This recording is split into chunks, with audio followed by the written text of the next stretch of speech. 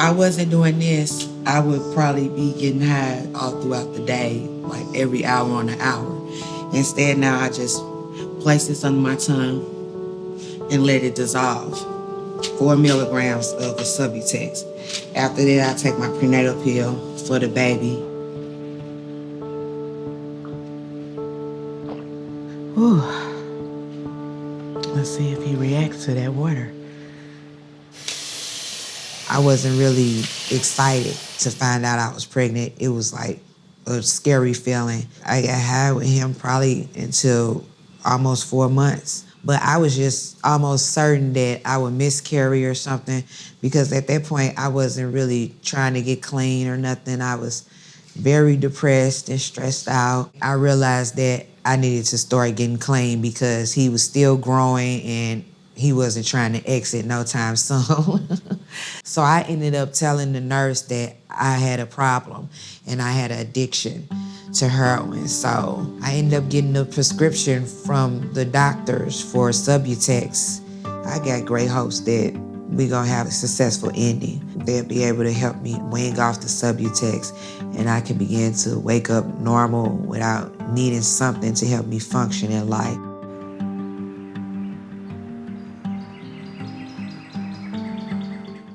When you're pregnant, everybody loves pregnant people. Even people at the store stop you and like, oh my gosh, that's so cute. Can I touch your belly? Emerson, if you want your supper, just come in and eat. Come on. It's a whole different set of eyes or response to once you have that baby. And unfortunately, it's the same way in the recovery world. The resources kind of drop off. It's like, you had the baby, we got you through your pregnancy, that's what we care about. Keep that one for you, stink butt. I had my first pregnancy in 2015 with Emerson, who's going to be 4 this year. And then I just gave birth. I'm 5 months postpartum with my daughter, Ren. And for that pregnancy, I was still on methadone. I had been on methadone and clean and sober for a few years. My recovery needs to keep going, but all the resources are kind of like, you've maxed out. It's easier in the state of Missouri and in the streets of St. Louis to find illegal substances than it is to find someone who will prescribe you methadone.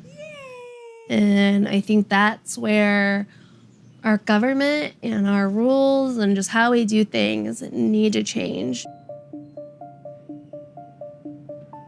Missouri, it was the first in the country to target coverage for pregnant women who are dealing with substance use disorder directly. House Bill 2280 extends Medicaid coverage for women who present with substance use disorders for 12 months postpartum. Got the bill passed, overwhelming support. The governor signed the legislation. The effective date was supposed to have been August 28th, 2018. It was really something that I guess I didn't particularly expect after all the work that we did to get the bill passed, to then have to try to do work to get them to implement the bill. I think we have to be careful in somehow, maybe stigmatizing women because they might have some sort of substance use disorder. One of the downsides of being the first in the country to do something like this was the fact that we were the first in the country to do something like this. Heart is pointing in the right direction. The 4th trimester would be that time after delivery. It's a period of high stress, and women are at higher risk to relapse during this period of time.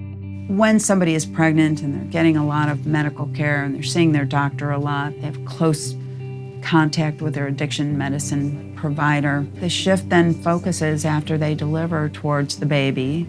And then, if their Medicaid runs out, it is just a period of time where they also don't have their addiction medication and they are at risk for relapse.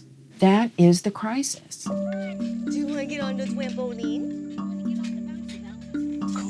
Easy, popcorn.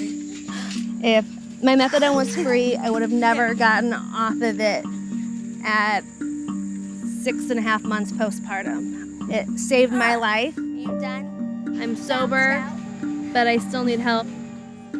Not that I wasn't ready to get off of it, but it's a big adjustment.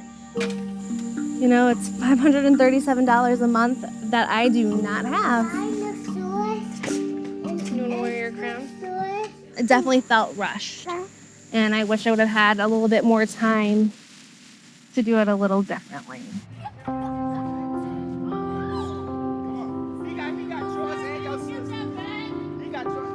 It's Josiah. He was born April 22nd, 2019. I had relapse when I was 9 months.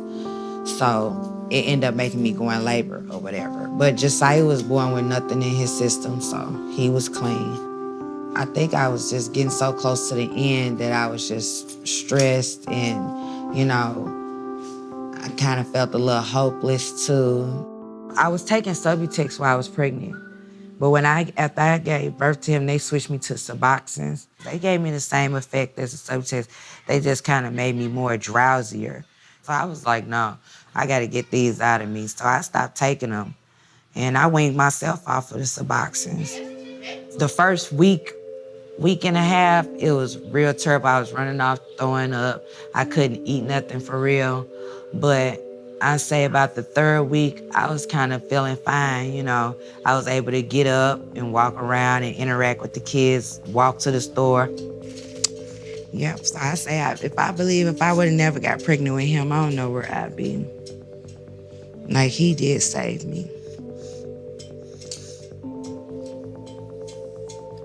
Yeah. Yeah, I did save my mom. The purpose of treatment is to have women thrive.